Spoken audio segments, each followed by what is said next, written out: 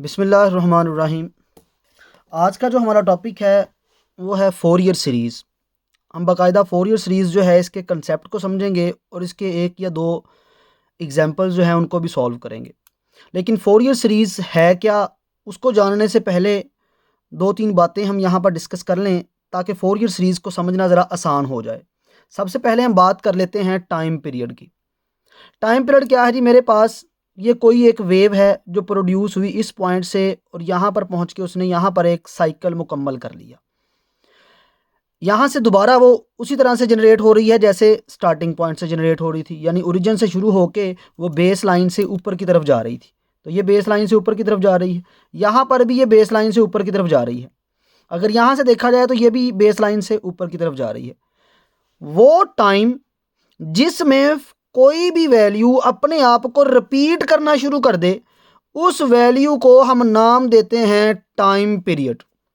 For example, मैं कहता हूँ मेरे पास कोई एक ऑब्जेक्ट है और वो ऑब्जेक्ट क्या करता है जी, 5 सेकंड के बाद अपनी बात को रिपीट करना शुरू कर देता है। तो 5 सेकंड के बाद वो अपनी बात वो रिपीट करता रहता है। जो बात उसने पहले कही 5 सेकंड बाद फिर वो वही बात कहता है, फिर 5 सेकंड बाद अगेन वही बात कहता है। तो ये जो 5 सेकंड आ गया ना मेरे पास, ये 5 सेकंड क्या है, उसका टाइम पीरियड है। तो कोई भी फंक्शन जो अपनी वैल्यू को रिपीट करना शुरू कर दे किसी स्पेसिफिक टाइम के बाद, उस टाइम को नाम दिया जाता है टाइम पीरियड। और टाइम पीरियड को कैपिटल टी से रिप्रेजेंट किया जाता है, इसे हम ऐसे टाउ से भी रिप्रेजेंट कर देते हैं। उसके बाद बात करते हैं फ्रीक्वेंसी की या एंगुलर फ्रीक्वेंसी की। तो हमारे पास फ्रीक्वेंसी का फार्मूला होता है नंबर ऑफ साइकिल्स या vibrations passing through a point in specific time interval, जिसे हम n/t कहते हैं। अगर हमारे पास n 1 साइकिल आ जाए या 1 वाइब्रेशन आ जाए तो टाइम जो है वो कैपिटल टी हो जाएगा, क्योंकि एक साइकिल पूरा करने का टाइम पीरियड होता है। तो इसीलिए frequency is the reciprocal of time period कहलाता है। जब हम एंगुलर फ्रीक्वेंसी की बात करते हैं तो एंगुलर फ्रीक्वेंसी जो है उसे हम रिप्रेजेंट करते हैं ओमेगा से या ओमेगा नॉट से, जिसे हम फंडामेंटल फ्रीक्वेंसी या फंडामेंटल एंगुलर फ्रीक्वेंसी कहते हैं। और इसकी जो डेफिनेशन है वो क्या है, θ/t, theta angular displacement with respect to time. तो ये हमारे पास क्या है जी, एंगुलर फ्रीक्वेंसी आ जाती है। अब मैक्सिमम साइकिल के अंदर जो एंगल बनता है, एंगुलर डिस्प्लेसमेंट बनता है, वो 2π बनता है। तो 2π और मैक्सिमम के लिए एक साइकिल के लिए अगर हम बात करते हैं तो टाइम नहीं आएगा बल्कि कैपिटल टी टाइम पीरियड आएगा। तो ये दो बातें जो हैं आपको पहले बहुत अच्छे से याद होनी चाहिए, ये आपको पता होनी चाहिए और ये हम छोटे लेवल में अच्छे से कंसेप्ट इनका जानते हैं। टाइम पीरियड का पता हो आपको और आपको फंडामेंटल फ्रीक्वेंसी ओमेगा नॉट जो है वो निकालना आना चाहिए, तभी हम फोरियर सीरीज़ जो है उसको आसानी से समझ सकते हैं। अब बात करते हैं कि फोरियर सीरीज़ है क्या बेसिकली। तो फोरियर सीरीज़ जो है वो बेसिकली, इसकी डेफिनेशन की बात करें, Fourier series is an infinite series expansion. ये एक इनफाइनाइट सीरीज़ है जो एक्सपेंड होती है। किसकी? किसी पीरियोडिक फंक्शन की। किसी भी पीरियोडिक फंक्शन कोई हम इनफाइनाइट सीरीज़ बना दे तो वो बेसिकली क्या कहलाती है, फोरियर सीरीज़ कहलाती है। किस फॉर्म में? In the form of trigonometric cosine and sine function. यानी अगर हमारे पास कोई भी पीरियोडिक फंक्शन है, हम उस पीरियोडिक फंक्शन की क्या करते हैं, सीरीज़ बनाते हैं, इनफाइनाइट सीरीज़। किस में? साइन और कोसाइन फंक्शंस के अंदर। तो उसे हम नाम देते हैं फोरियर सीरीज़ का। अब इसके लिए बेसिक पॉइंट जो हमने याद रखने हैं उनकी बात करते हैं। Fourier series is very powerful method to solve ordinary and partial differential equation with periodic functions. Fourier series जो है ये एक बहुत ही पावरफुल मेथड है ऑर्डिनरी और पार्शियल डिफरेंशियल इक्वेशन को सॉल्व करने का। लेकिन कौन सी? जो पीरियोडिक फंक्शन रखती होंगी, appearing as non homogeneous term, जिनके अंदर पीरियोडिक फंक्शन होगा और नॉन होमोजीनियस टर्म्स होंगी। अब पीरियोडिक फंक्शन होने की वजह से जो फोरियर सीरीज है उसे बनाया जाता है एक पीरियड के लिए और अप्लाई कर दिया जाता है बाकी के लिए। यानी एक टाइम पीरियड के लिए हम उसे सॉल्व करेंगे, बाकी सारे टाइम पीरियड के ऊपर वो अप्लाई डायरेक्ट हो जाएगी। तो ये दो बातें ज़्यादा इंपॉर्टेंट है, आपने इनको तवज्जो से समझना है। ये दो बातें आपको अच्छे से पता होनी चाहिए। उसके बाद एक फंक्शन पीरियोडिक कब होता है, इसकी बात कर लेते हैं। तो पीरियोडिक फंक्शन उसी वक्त होता है अगर वो ये कंडीशन को सेटिस्फाई करे। अब कौन सी कंडीशन? ये देखिए, हमारे पास कोई एक फंक्शन एफ ऑफ एक्स है। मैं इस एफ ऑफ एक्स को कुछ इस अंदाज से लिखता हूं, F of X plus 2n x. जब मैं x की जगह ये अपने से कोई नंबर ऐड कर देता हूं, अगेन ये नंबर ऐड करने से इस पर कोई फर्क नहीं पड़ा, अगेन यही फंक्शन मुझे दोबारा मिल गया। तो ये नंबर जो ऐड हुआ और फर्क कोई नहीं पड़ा, वही फंक्शन दोबारा आ गया। तो इस टाइम को या इस इंटरवल को मैं नाम देता हूं टाइम पीरियड का। तो कोई भी फंक्शन उस वक्त पीरियोडिक फंक्शन होगा अगर वो इस कंडीशन को फुलफिल करेगा, F of X plus N T is equal to F of X. और यहाँ पे टी क्या है? पॉजिटिव कांस्टेंट कोई भी फंक्शन हो सकता है। तो याद रखिए, फोरियर सीरीज में साइन और कोसाइन इस्तेमाल क्यों किए जाते हैं? क्योंकि ट्रिग्नोमेट्री के अंदर जो साइन और कोसाइन है ये दोनों ही पीरियोडिक फंक्शन है जिसका टाइम पीरियड 2π है। अब हम करते हैं फोरियर सीरीज जो है उसके फार्मूले की बात, और साथ में उसके क्वेश्चन जो हैं उसको सॉल्व करने की बात करेंगे। तो देखिए, हमारे पास लेट करते हैं कि फोरियर सीरीज किस मकसद के लिए इस्तेमाल होती है। तो फोरियर सीरीज मैंने बताया इनफाइनाइट बनाने के लिए सीरीज किसी भी पीरियोडिक फंक्शन की उसके लिए इस्तेमाल की जाती है, और ये सिग्नल को मॉडिफाइड भी कर देती है।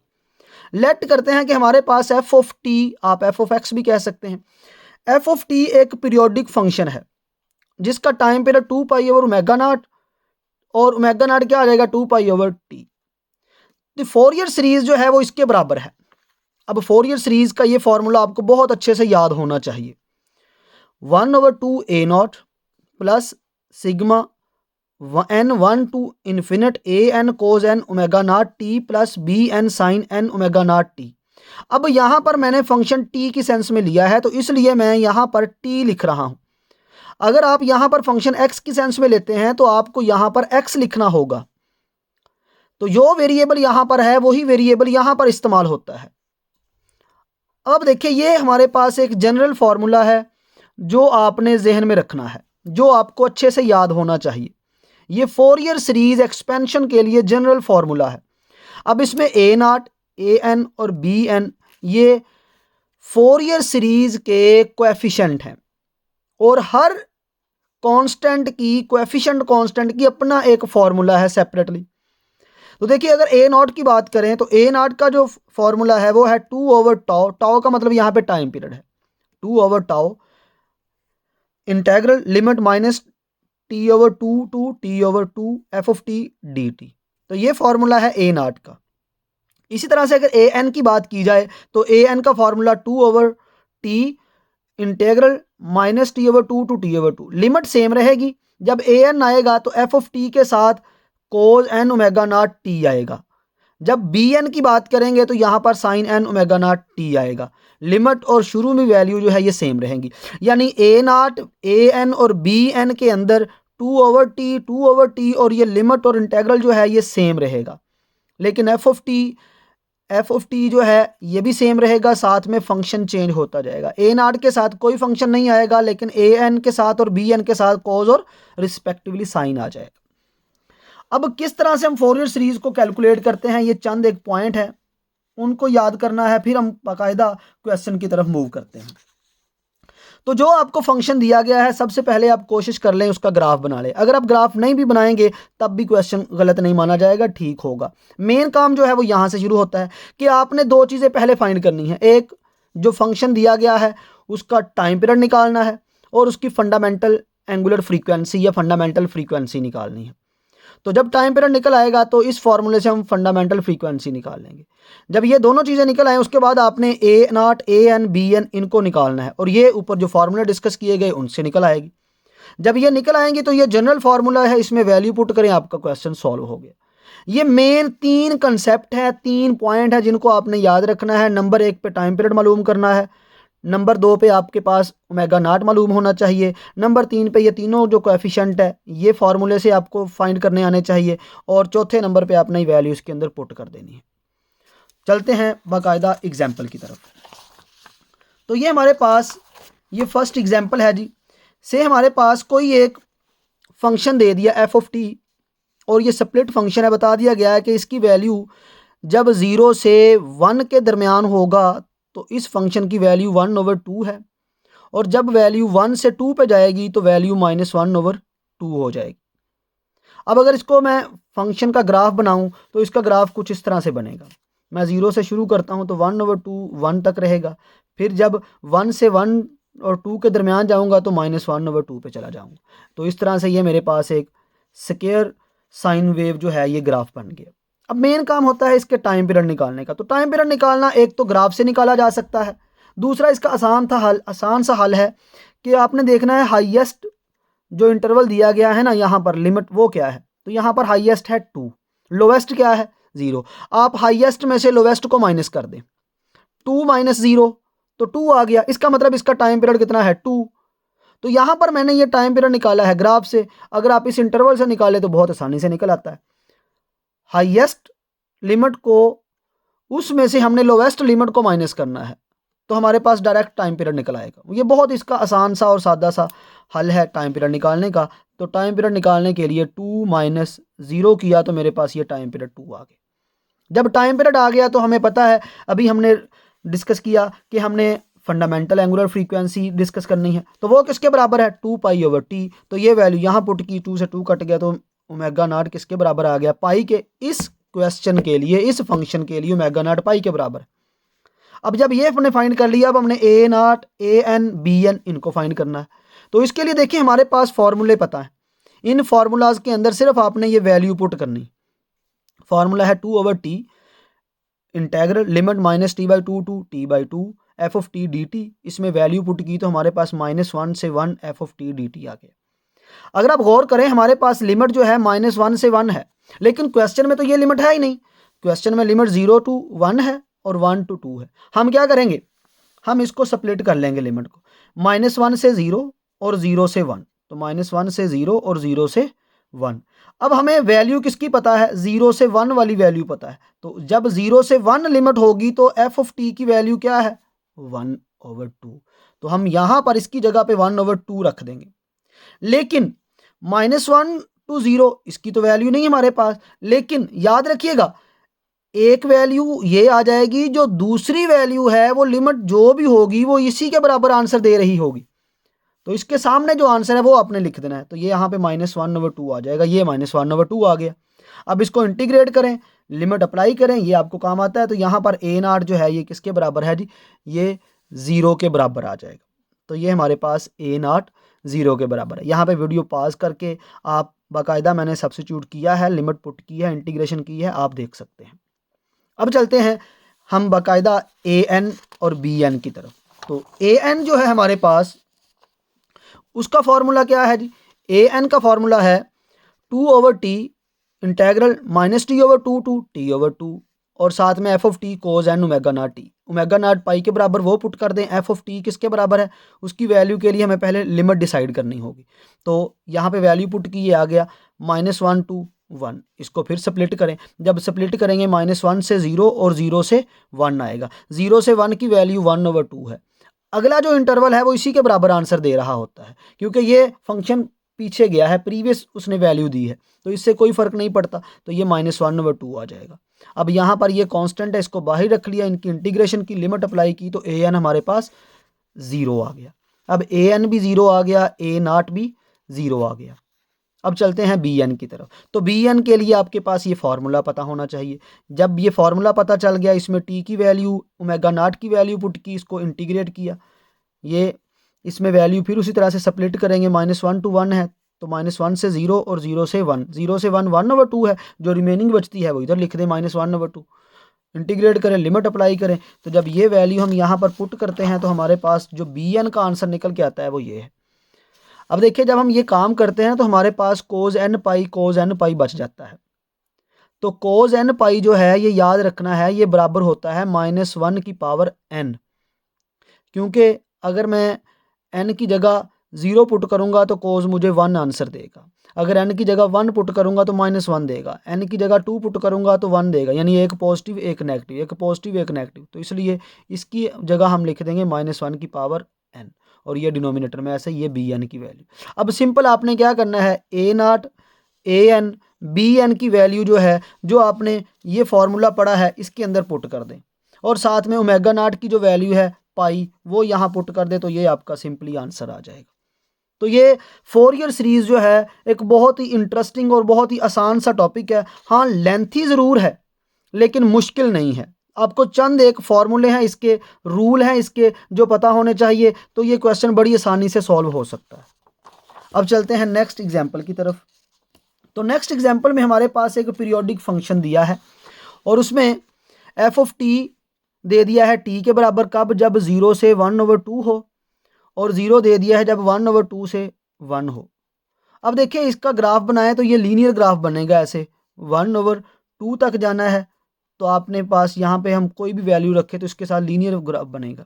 उसके बाद अचानक ये 0 हो जाएगा, फिर 1/2 से 1 तक ये 0 ही रहेगा, फिर ऊपर जाएगा, फिर नीचे, एंड सो ऑन। अब पीरियड निकालना है, ग्राफ ना भी बनाए कोई इशू नहीं है, आपने क्या करना है, पीरियड निकालना मेन काम होता है। पीरियड कैसे निकालें, अभी आपको कंसेप्ट दिया, हाईएस्ट जो वैल्यू है उसको उसमें से माइनस कर दे लोवेस्ट को, 1 - 0 तो क्या आ गया 1, तो इसका टाइम पीरियड क्या आ गया 1। हमने फंडामेंटल फ्रीक्वेंसी निकालनी है, उसका फार्मूला 2π/t, इसमें वैल्यू पुट करें तो 2π आ गया। अब हमने उसी तरह से a0 bn an फाइंड करना है, उनके फार्मूले आपके पास है, जस्ट आपने उनमें वैल्यू पुट करनी है। तो देखिए 2/t, t कितना है 1 है तो 2 ही बच जाएगा बाहर एज इट इज, ये -1/2 ये 1/2 आ जाएगी, क्योंकि टाइम पीरियड हमारे पास 1 है, तो 1/2 टू -1/2, हमें जो लिमिट है वो -1/2 से 1/2 नहीं है, बल्कि क्या है 0 से 1/2। तो इसको हम स्प्लिट करेंगे जैसे प्रीवियस क्वेश्चन में किया, तो ये आ जाएगा -1/2 टू 0 प्लस 0 टू 1/2। अब 0 टू 1/2 किसके बराबर है, टी के, तो इसकी जगह एफ ऑफ टी आ जाएगा, और बाकी जो है उसकी जगह यही वैल्यू पुट कर दूसरे इंटरवल में 0, तो ये सारा 0 हो गया। इसको इंटीग्रेट किया तो हमारे पास a0 क्या आ गया जी, हमारे पास a0 जो है ये 1/4 आ गया। अब इसको किस तरह से किया ये आप बाकायदा वीडियो पास करके इसकी इंटीग्रेशन को समझ सकते हैं, अगर कोई क्वेश्चन है तो कमेंट बॉक्स में पूछ सकते हैं। अब चलते हैं an की तरफ। अब an जो है हमारे पास उसका बाकायदा एक फार्मूला है, आपने वो फार्मूला बस जहन में रखना है। तो हमारे पास an = 2/t - t/2 to t/2 F of T cos N omega naught T. Omega naught किसके बराबर है 2π के, एफ ऑफ टी किसके बराबर है, ये लिमिट डिसाइड करेगी। तो पहले हम लिमिट स्प्लिट करेंगे, -1/2 टू 0, 0 टू 1/2, इसकी जगह हमारे पास t आ जाएगा, इसकी जगह 0, ये सारा 0 हो जाएगा। सिर्फ इस हिस्से को सॉल्व करेंगे, इसको इंटीग्रेशन बाय पार्ट से सॉल्व करें। ये मैंने सॉल्व किया है, आप वीडियो को पॉज करके नोट कर सकते हैं, अपने नोट्स खुद तैयार कर सकते हैं। तो कोज एन पाई आएगा इसमें, और कोज एन पाई जो है ये किसके बराबर है, कोज एन पाई जो है ये -1 इसकी पावर n जो है उसके बराबर है। तो ये हमारे पास जो आंसर बचेगा ए एन का वो आ जाएगा -1 की पावर n -1 और डिवाइडेड बाय 2n² पाई²। तो ये ए एन की वैल्यू आ जाएगी। अब इसी तरह से हम वैल्यू कैलकुलेट करेंगे बी एन की। तो बी एन की वैल्यू कैलकुलेट करने के लिए हम क्या करेंगे, वही फार्मूला जो बी एन का है वो लिखेंगे। ए एन और बी एन के फार्मूले में सिर्फ साइन और कोज का डिफरेंस है, बाकी कोई डिफरेंस नहीं है। तो वैल्यू पुट करेंगे, उसी तरह से स्प्लिट करेंगे, ये 0 हो जाएगा, यहाँ पे t आ जाएगा। अब यहाँ पे integration by part, first function as it is, integration of second. तो इसकी इंटीग्रेशन करेंगे तो 2n पाई है तो 2n पाई s नीचे डिवाइड भी होगा, लिमिट 0 टू 1/2 है, और यहाँ पे 0 टू 1/2 ये वाला फंक्शन जो है आपको पता है ये ऐसे ही लिखना है, इसकी डिफरेंशियल आ जाती है। अब इसकी जब इंटीग्रेशन लेंगे हमारे पास क्या आ जाएगी, ये 2n पाई इधर है, 2n पाई इधर है, इसको मैंने बाहर कॉमन ले लिया। जब इसको सॉल्व किया तो मेरे पास आंसर जो आया है -1 सारे की पावर n और नीचे 2n पाई। तो ये आपके पास इसकी मैंने बाकायदा इंटीग्रेशन बाय पार्ट्स किया है, वीडियो पॉज करके आप इसकी बाकायदा कैलकुलेशन जो है इसको नोट कर सकते हैं। किसी किस्म का क्वेश्चन हो तो आप कमेंट बॉक्स में पूछ सकते हैं। तो ये बी एन आ गया। अब देखिए हमारे पास तीनों वैल्यूज़ आ गई, ए एन भी आ गया, ए नॉट भी आ गया और बी एन भी आ गया। अब इन तीनों वैल्यूज़ को मेन फार्मूला के अंदर पुट कर दें। ओमेगा नॉट 2π है वो पुट करना है बस, तो हमारे पास ये मेन फार्मूला है, इसमें वैल्यू पुट करें तो हमारे पास ये इसका जनरल जो है ये आंसर आ जाएगा। ओमेगा नॉट की जगह 2 पाई आप पुट कर दें, ऐसे भी छोड़ दें, इससे फ़र्क कोई नहीं पड़ता। तो ये हमारे पास फोरियर सीरीज़ जो है इसका बेसिक कंसेप्ट था और इसके मैंने 2 आपको एग्जाम्पल जो है वो सॉल्व करके दी। एक इसकी एग्जाम्पल जो है वो मैं आपको और बताता हूँ, वो आप खुद कीजिएगा, उसकी कैलकुलेशन नहीं मैं करवा रहा आपको, वो आपने खुद करनी है। फंक्शन बताता हूँ, फाइनल आंसर बताता हूँ और आप उसकी खुद ट्राई करें। तो वो हमारे पास एक फंक्शन मैं लिख लेता हूँ जी, और वो फंक्शन है मेरे पास ये f of x is equal to x minus X square, और ये बता दिया गया है कि ये -पाई टू पाई है। अब देखिए फंक्शन है x माइनस एक्स स्क्वायर और इसकी वैल्यू कहाँ से है, -पाई टू पाई से। इसको सॉल्व करना है। अब वही फोरियर सीरीज का फॉर्मूला लिखा, सबसे पहले टाइम पीरियड निकालना है। टाइम पीरियड कैसे निकालना है, बड़ी वैल्यू में से छोटी को माइनस करें, तो पाई माइनस माइनस पाई, तो पाई और माइनस माइनस प्लस होके क्या आ गया, 2 पाई। तो टाइम पीरियड क्या आ गया, 2 pi. Fundamental frequency 2 pi over T, यहाँ पे टी की वैल्यू पुट की, 2 पाई से 2 पाई कैंसिल, तो 1 आ गया। अब ए नाट फाइंड करना है, वही फॉर्मूला, इसमें वैल्यू पुट करें। आपके पास ए नाट जो है ये आना चाहिए, ए नाट आपके पास -2 पाई स्क्वायर ओवर 3 ये आना चाहिए। इसी तरह से आपने क्या करना है जी, ए एन जो है उसको भी कैलकुलेट करना है। तो जब आप ए एन को कैलकुलेट करेंगे, ये ए एन का फॉर्मूला है, इसको वीडियो पॉज करके आप देख सकते हैं, ये मैंने खुद सॉल्व किया है। अब इसी तरह से हमने ए एन जो है उसको सॉल्व करते हैं, तो हमारे पास ए एन का जो आंसर आएगा, ए एन का आंसर आएगा ये -4 -1 इसकी पावर n और डिवाइडेड बाय n स्क्वायर। इसी तरह से बी एन का फार्मूला लिखें, बी एन में वैल्यू पुट करें, उसको इंटीग्रेट बाय पार्ट्स के साथ सॉल्व करें, तो उसका आंसर ये आएगा बी एन का -2 -1 की पावर n और नीचे n, ये बी एन का आंसर आएगा। अब अगेन फोरियर सीरीज को लिखें, तो ये सारी वैल्यू ए एन ए नाट जो है यहाँ पुट कर दें। ओमेगा नाट आपने 1 के बराबर निकाला, वो पुट करें, तो हमारे पास ये इसका फाइनल सा आंसर आ जाएगा। इसको हम मज़ीद भी जनरलाइज कर सकते हैं, लेकिन हम यहाँ पर ही इसको स्किप कर देते हैं, यहाँ पर इसको छोड़ देते हैं। इसको आगे भी सॉल्व किया जाता है, इसकी बाकायदा सीरीज़ बनाई जाती है, लेकिन समेशन आ गया तो समेशन का मतलब यही होता है कि हमारे पास वैल्यू n से शुरू होकर इन्फिनिट तक जा रही है और ये एक सीरीज़ की सेंस है, तो इसलिए हम यहाँ पर भी इसको छोड़ सकते हैं। तो ये था हमारे पास बेसिक कंसेप्ट किसका जी, फोरियर सीरीज़ का। अब जब फोरियर सीरीज़ जो है इसको हम स्टडी करते हैं, तो फंक्शन जो है वो याद रखना है आपने, पीरियोडिक होना चाहिए। अब पीरियोडिक फंक्शन जो है, फंक्शन आपको पता है 2 तरह के हैं, छोटी क्लासेस में आप पढ़ चुके हैं, इवन फंक्शन और ऑड फंक्शन। अगर फंक्शन हमारे पास इवन होगा, तो इवन फंक्शन के केस में जो बी एन है वो 0 हो जाएगा, ये बात याद रखनी है। अगर इवन फंक्शन होगा तो इवन फंक्शन में बी एन 0 हो जाएगा। लेकिन अगर हमारे पास ऑड फंक्शन होगा, तो ऑड फंक्शन में बी एन 0 नहीं होगा, बाकी ए नाट और ए एन ये दोनों 0 हो जाएंगे। तो ये बेसिक इसका फ़र्क है इवन फंक्शन के फोरियर सीरीज़ में और ऑड फंक्शन की फोरियर सीरीज़ में। अगर इवन फंक्शन होगा तो बी एन 0 होगा, और अगर ऑड फंक्शन होगा आपके पास, तो उस वक़्त हमारे पास कौन 0 होगा, उस वक़्त ए नाट और ए एन 0 हो जाएगा, उस वक़्त हमारे पास बी एन 0 नहीं होगा। जैसे अगर मैं बात करूं कोज एक्स की, तो कोज एक्स एक इवन फंक्शन है, तो इसका मतलब है इसका बी एन 0 होगा। और अगर मैं बात करूं साइन एक्स की, तो साइन एक्स जो है ये एक ऑड फंक्शन है, तो इसका मतलब साइन एक्स के केस में बी एन 0 नहीं होगा, लेकिन ये दोनों केसेस जो हैं ये 0 हो जाएगी। यानी साइन एक्स आपको बी एन की वैल्यू प्रोवाइड करेगा फोरियर सीरीज में, और कोज एक्स जो है ये आपको ए नाट और ए एन की वैल्यू जो है ये प्रोवाइड कर सकता है। तो ये बेसिक कंसेप्ट हमने डिस्कस किया फोरियर सीरीज़ का। बाकी हम नेक्स्ट डिस्कस करेंगे इसके डिफरेंट क्वेश्चंस को, इसकी डिफरेंट मेथडोलॉजीज़ को। तब तक के लिए अल्लाह हाफिज़।